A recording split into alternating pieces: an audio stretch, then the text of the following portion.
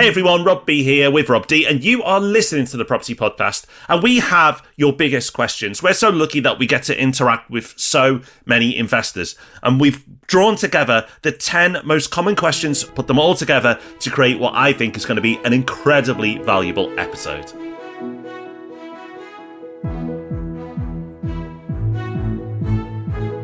Welcome to the Property Podcast.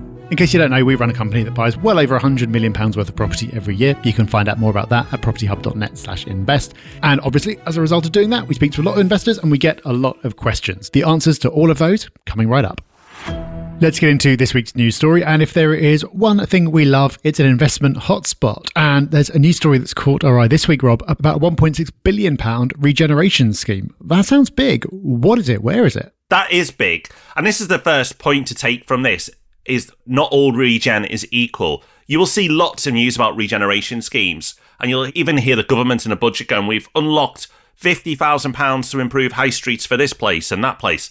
That, especially with local council efficiencies, probably gets a few doors painted and maybe a few potted plants. But over £1 billion, that's meaningful. So this, first of all, is the first thing to take from this news story, is not all regen is equal, but when you see something with a B on, it's going to be meaningful. It's hard to waste all that money. And actually, because most of it is private-driven money, you'd expect it to be well used. So where is this area? Well, it's Trafford. If that sounds familiar, it probably is because of Old Trafford. Yes, Manchester. So Manchester, this is an area of Manchester just outside the city centre, is seeing a huge amount of investment. And this is a great win for Manchester, the city, but also another region of Manchester. Rob and I have talked many times about the ripple effect out of major cities, Manchester being a prime one, and how they benefit from the success story of one area. Now, Manchester has done really, really well, but then you've seen other areas like Bolton, Stockport, and now Trafford seeing huge investments as well. So they have their own success stories.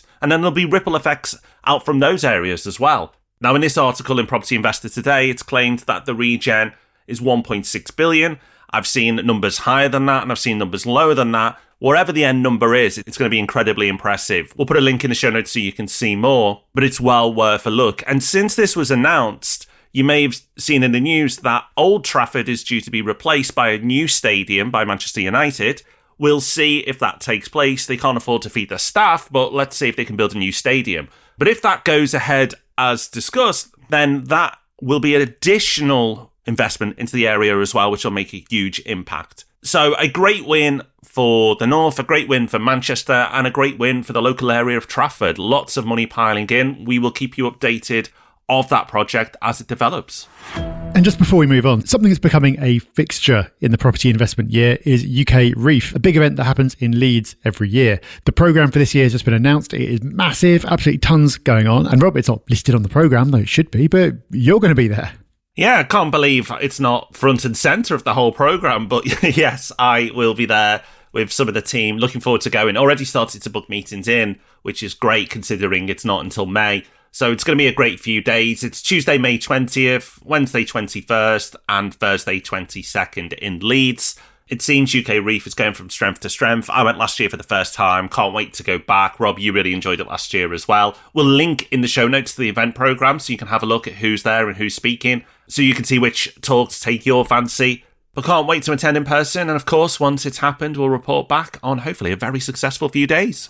As I said at the top of the show, behind the podcast, we have a business that buys over £100 million worth of property every year. We work with hundreds of clients every year. So, of course, we and our team are speaking to property investors every day. Many of them are just getting started, but some are coming to us having already built significant portfolios of their own. And, of course, something common to everyone who comes through our virtual door is they've got questions. Answering questions one by one is great, but what's even better than that is being able to take the questions that you've probably got and questions you might not even have realised that you have yet, and being able to answer them for everyone all at the same time. So Rob, for this episode, we went to our team and we asked them to share the 10 most common questions that they get asked every day, and we're going to answer them all right now. We are, and there's a real mix here. Some are basic. We're going to start off with a basic one, but there's some more advanced ones here as well. So no matter where you are in your journey, there's going to be questions and answers that are going to benefit you.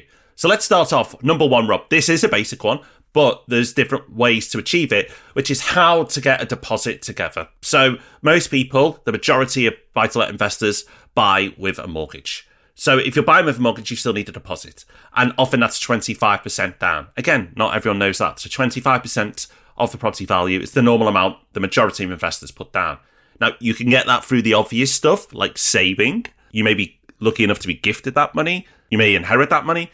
You may have a lucky win at the horses. But it's the type of scenarios you would expect for people to be able to raise that first deposit. There are other ways though. So you might diversify out of other asset classes. So if you've only done shares, for example, you might decide to pivot slightly and go into property. Or some people use equity within their existing properties. Not something you should do lightly. And we will talk to you and mortgage brokers will talk to you to see if it's a good thing. But if it is potentially a good thing for you, what you can do is extract money out of an existing property, whether that's a buy-to-let or your own home, and use that as a deposit as well. Again, I'll say it for a second time because it's important. You don't rush into doing that. But lots of people have done it successfully when they've taken the time and had the right advice. Now, remember, if you haven't yet got that deposit, you can still progress. You can learn while you're saving. I mean, this is part of that, right? You listening to this. There are things you can be doing. There's networks you could be building. There's knowledge that you could be gaining. So don't just wait until you have that deposit before starting. As you get very close to having the money ready, you should really accelerate things as well. And remember, once you have started in property investment, it snowballs. It starts very slow, but then you accumulate your first property. Eventually, the second will come around. But before you know it, all that rent that's coming in will snowball up and start to get you onto your third. And then those properties will accelerate further. So getting that first one over the line is the hardest one to do, both financially and emotionally. But once you've done that, it gets easier. It really does. And that goes some way towards answering the second question that we get, which is, okay, I save up for that first investment, but then how do I get my second, third, and fourth? Do I have to save up every time? Does it get easier? And it does get easier. The snowball is real. So what the vast majority of our clients do is buy property in a limited company. There are lots of reasons for that, which we won't get into right now. We can link to a YouTube video that we've done on this subject. It's not the way to go for everyone. It depends on your circumstances, but the circumstances of the typical people who work with us tend to align so that using a company is the right thing to do. So what they do is they rent the property out, the rent comes in, and the profit just builds up in the company, and you can add that to your savings to build up to the next one. So if you think about it, if you're saving at a consistent rate, and maybe it'll take you, 2 years to save up enough for your deposit, and you keep saving at that same rate while your rent from your first property is coming in, then it might only take you a year and a half for the next one. Then you'll have 2 lots of rent coming in, so it might only take you a year for the next one. These are all simplified numbers, but you see what I mean. There's also the potential to take equity out of the properties that you already own if they've gone up in value. So what we tend to do through our relationships with developers is get access to properties at a discount. This is not like a discount to the asking price, which may or may not be real. This is a discount for an absolutely established market value. And what that effectively means is you've got extra equity in the property from day one. Now, you can't tap into that immediately. Lenders are just not going to go for it, but it is there. So if a few years go by, the property goes up in value, so you've got more equity. You've got that extra equity in there from the discount in the first place. It depends on other factors, but potentially you can refinance that property and pull some equity out, which you can put towards buying the next one. Not everyone does this. Some people do because they want to go as fast as possible. Others are saving at a good rate. They're not in so much of a rush and they're happy to just use their savings plus the rent. But it's an option you've got. So for both those reasons, like you said, Rob, the first one is very much the hardest. It does get easier from there. Okay, so once you're ready to go though, what happens? Well, that's our third question. And that is how to find an area to invest in. A lot of people, when they're starting out, will default to their local area. And that's not to say that's wrong, but it's not always optimal. Emotionally, it's probably the easiest way to get into property is investing local to yourself. But long-time listeners of the podcast will know that we like to diversify the areas we invest in. And that de-risks us, but it also allows us to pick the areas that we believe are the strongest for buy-to-let purposes. So if you live in the southwest or even the southeast at the moment of England, the chances today in 2025 that you live in an area that's one of the best places to invest in is close to zero. There are much better places around the country right now to invest in those two areas. But lots of people live in those two areas. That's quite a big part of the country, the southwest and the southeast. And if you restrict yourself to your area, then you are not doing yourself justice. It's like looking at banks and looking at all the saving rates and going, okay, well, this branch is slightly closer to me, so I'm going to go for that one, even though I can get 2% more in the online bank or the bank over in the next town. You wouldn't do that. but people do that with property. You should be looking for the best returns and the best capital growth prospects. And doing research, listening to podcasts like this, going to the area as well massively helps. Speaking to local agents, both letting agents and estate agents, and giving yourself that confidence that the areas that you have shortlisted are the best ones to do will really help you progress and find that area to invest in. And Rob, once you've emotionally got over that and you are open to looking at other areas, that leads into the fourth question, which is similar but not the same, but where to invest. So not how to find an area, but where to invest. And then people always then want to know, and what return should they expect? Okay, well, let's have a go at that. So for where to invest, every year we do a podcast and a YouTube video about our hotspots, our favourite areas that we're going to be focusing on in the coming year. So we'll link to those in the show notes of this episode. But broadly speaking, at the moment, we're seeing the best opportunities in the Northwest, Yorkshire and the Midlands. The Northeast is becoming interesting as well. Those are the areas where at the moment it's a double win. You've got the best capital growth potential and you've got the higher yields. So once you step outside the South, there are no compromises. You're winning in both respects.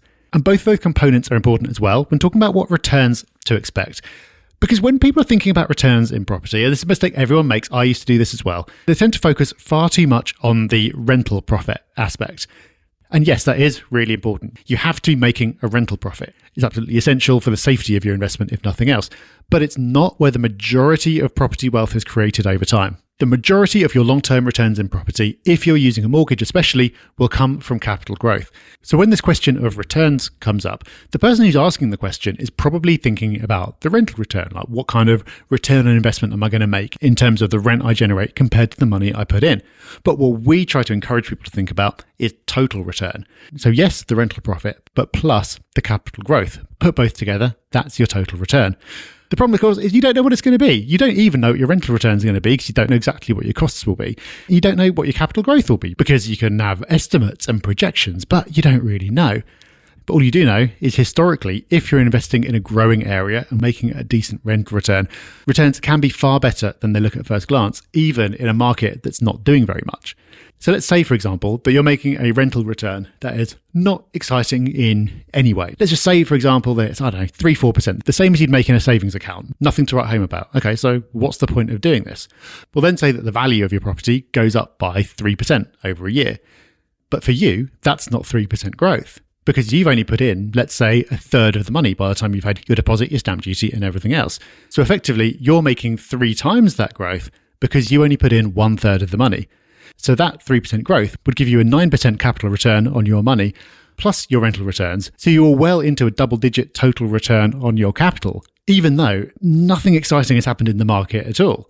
And I think, Rob, that is so important to emphasize, because I do think that a lot of the time when people are asking about returns, they are kind of, in their heads, asking the wrong question.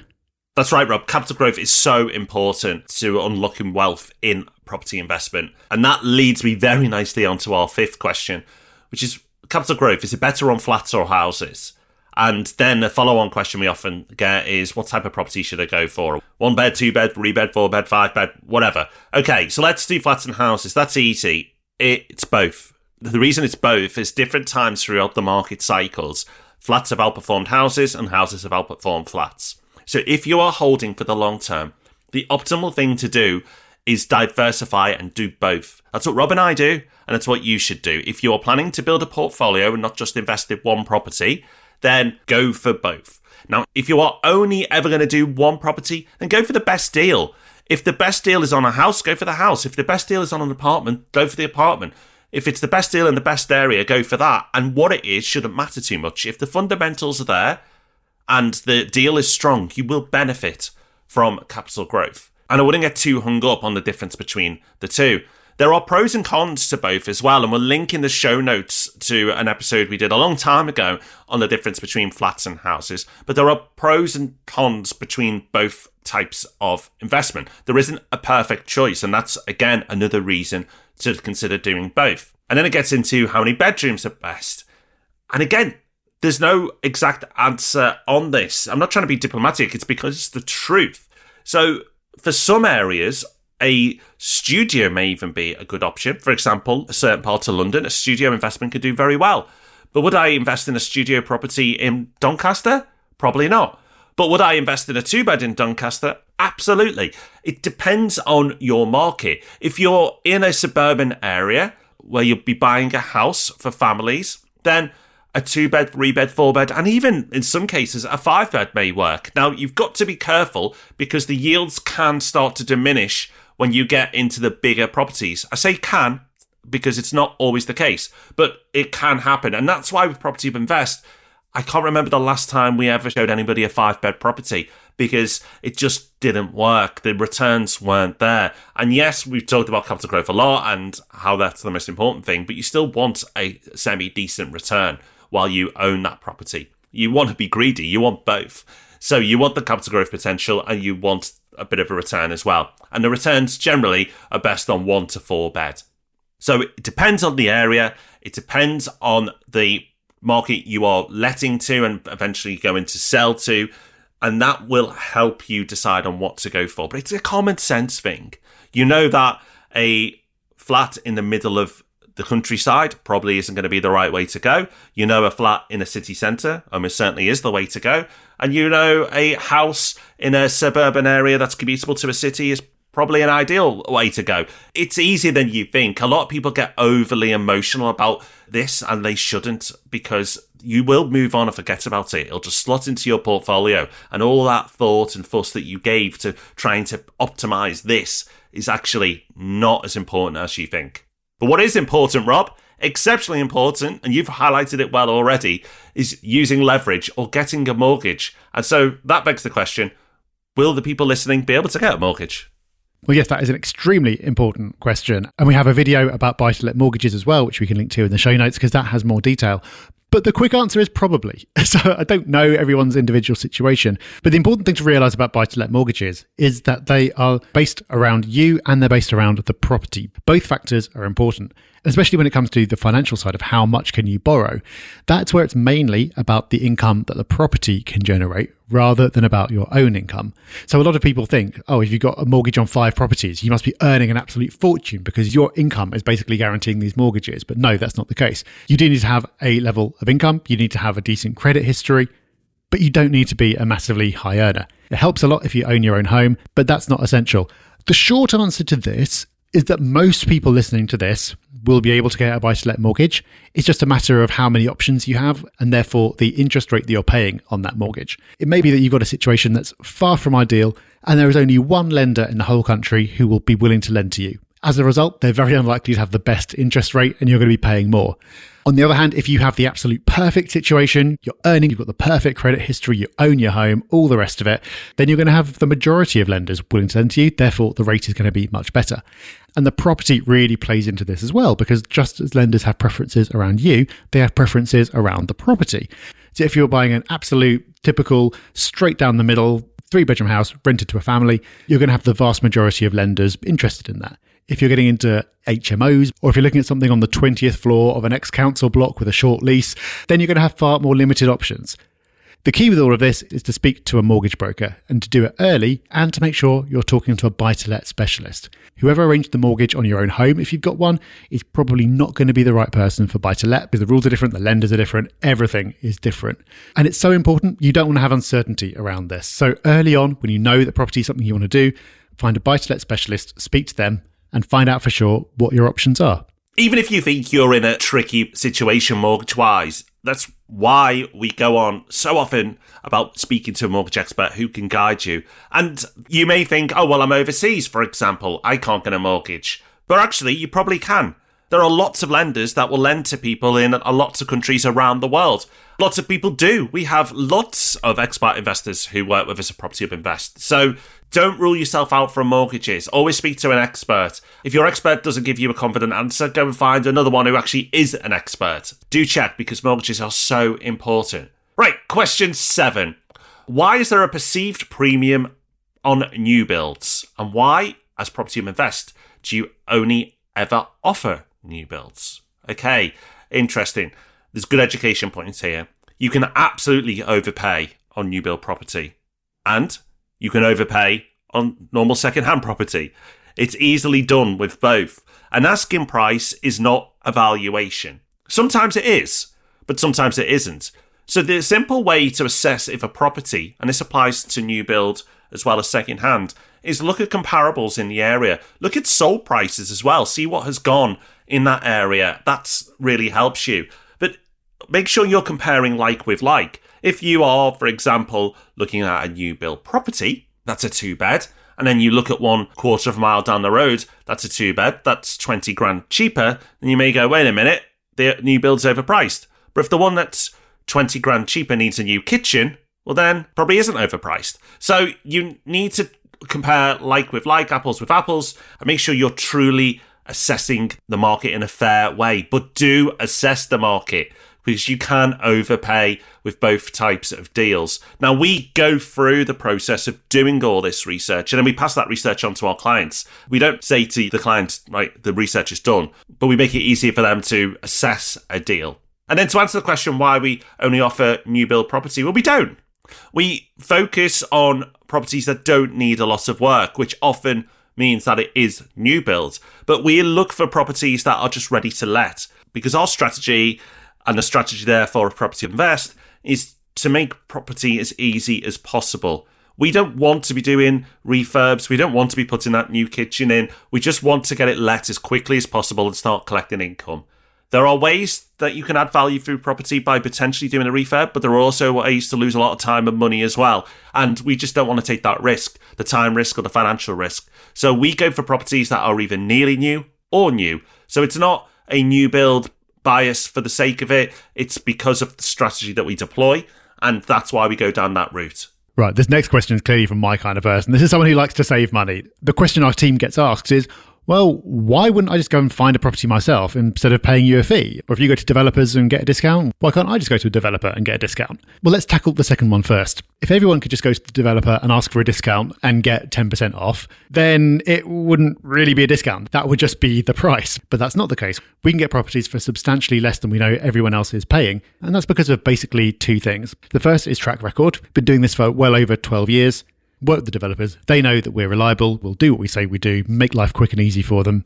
In many cases, the developers we work with, we are the only company that they will deal with because we're the only one with this track record. The other reason is that we can take properties in bulk. So we might take 10 or 20 or more and sell them on.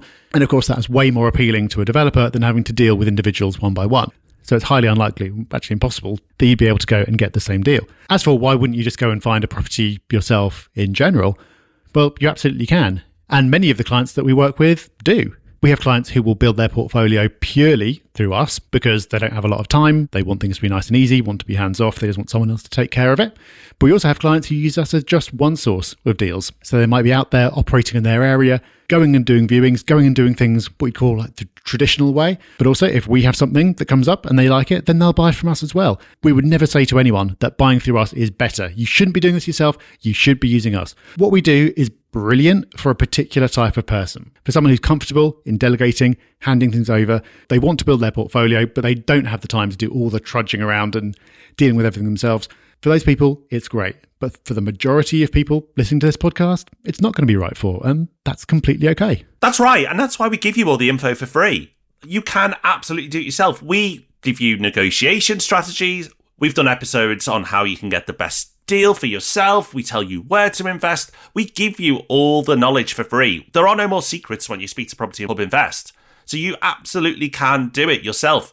You just use Property Hub Invest if you want that guidance, you want that help, or you haven't got the time to do it yourself. That's the beautiful thing, is that we've got so many people that listen to this podcast. We only need to work with a very small fraction of them. So we're not under pressure to build up Property Invest in a certain way. We can just say, hey, it's there. And if you want to use it, you can.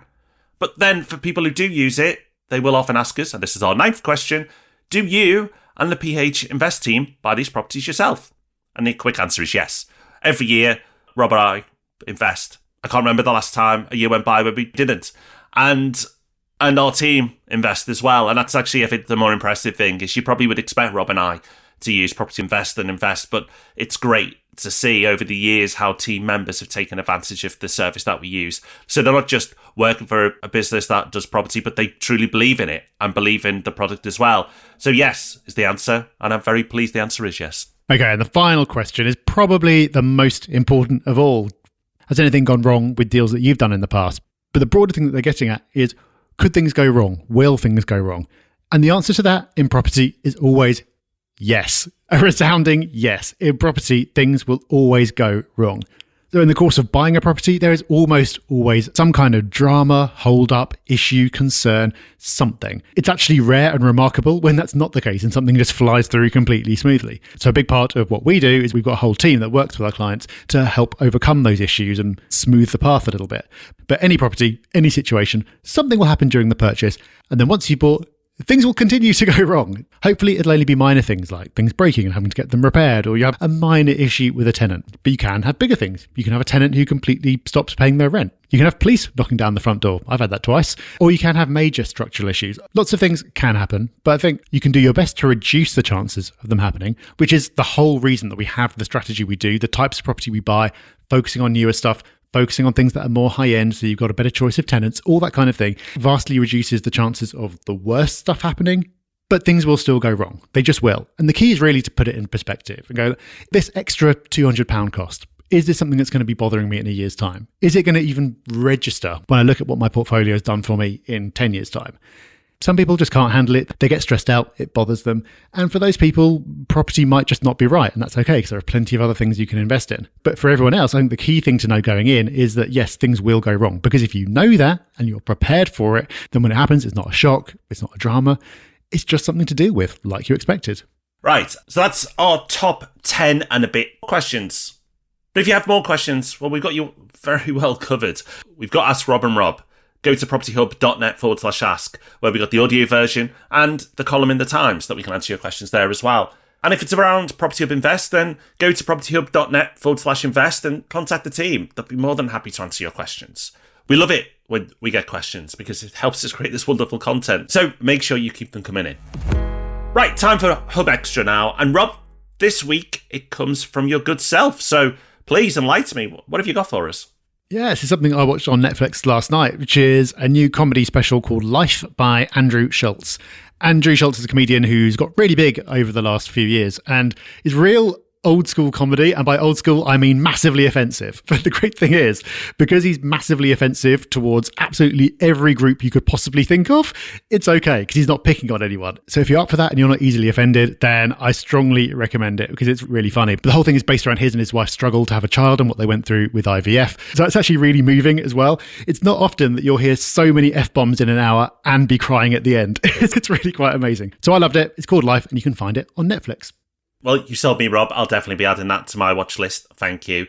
And we're hoping that you add us to your listen list with us back on Tuesday with Ask Rob and Rob. And of course, you can read our latest contributions in the Sunday Times on Sunday. Each and every week we're there, so go and check that out, either online or in the paper version. And of course, we'll be back with the Property Podcast, same time, same place next week. So until then, take care, have fun, bye-bye. Bye-bye.